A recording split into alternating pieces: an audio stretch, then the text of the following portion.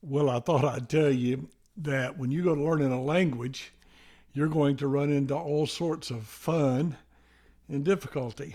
Uh, my first experience coming down from the United States, and we went through all those places, and we stopped in Monterrey, and we finally arrived in Arequipa. And I had not yet got set up, I hadn't even got insurance yet, but I had a roll of film. Back in the old days, that's what we used. It was, you took pictures and then it filled up the roll and you took it in, you got it developed and came back. None of this fancy stuff we use today. And so I went in, and before I went in, I got out my Spanish dictionary. Of course, nothing was online. There wasn't any online stuff. And I had looked up how to say, I want to pay you for this now. And so I had kind of written down how to say, I want to pay you for this now. And, but what I didn't know is I didn't know how to pronounce an A and an E and the difference in them in Spanish. And so I go to the place and I look at the lady and I basically say to her in Spanish, I want to hit you now.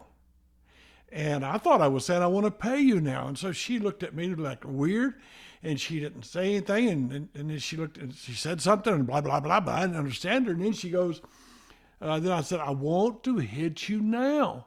And so she goes in the back room and comes out with this really big Mexican man. Wow, he was big. And he looked at me and in English, he goes, what are you trying to say? And I said, I'm trying to say I want to pay her now. So he looked at the lady and they started laughing and they had such a bunch of fun making fun of the dumb American, and they took my money and I left. If you can't laugh at yourself, you're going to have a hard time learning the language. Oh man, missionaries make every kind of mistake there is in the book. A famous one in Mexico, the word bancas y vacas, there's too many words are very similar. And so a missionary had the privilege of making the announcements, and he stepped to the front of the room. And basically, in Spanish, what he said was, we have a bunch of empty cows up here at the front. We want all you bulls to come on up here and take a seat. And of course, everybody in the room's like looking at him astonished and dying laughing.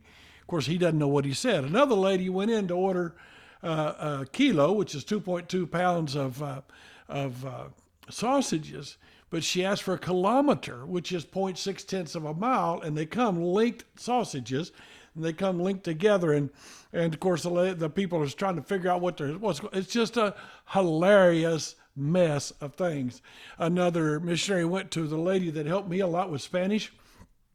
I had discipleship every week. I couldn't hardly understand, and by the end of it, I was understanding and able actually to participate.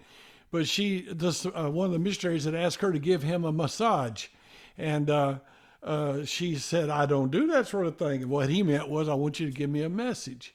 So I just say all that so you'll understand that if you really want to learn the language, you're going to have fun. You're just going to have to relax.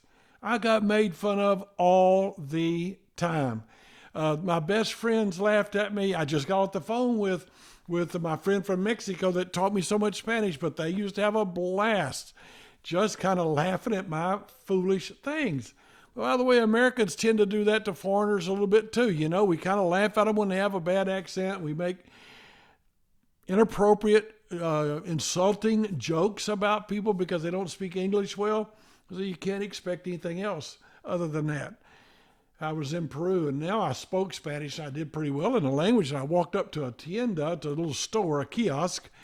And when I walked up to it, the guy looks at me, and in Spanish, in a horrible American accent, he said, "What can I do for you, gringo?"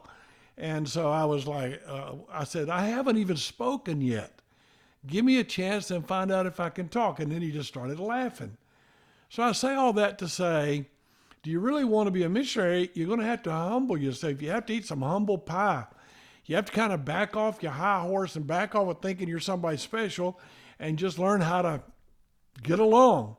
You got to go along to get along. You got to learn to play with them. And so if you can do that with yourself, then you will learn a language much better than you would ever learn it any other way. Man, I want to thank you for taking the time to listen to the story, and I know you can do it on double speed, and I don't blame you. I would too. That's fine. But can I ask you to share it with other people and maybe subscribe? If you haven't subscribed, go ahead and subscribe. Give it a like and let people know that we're trying to do this, and maybe they'll be encouraged to serve Jesus as missionaries somewhere. God bless every one of you.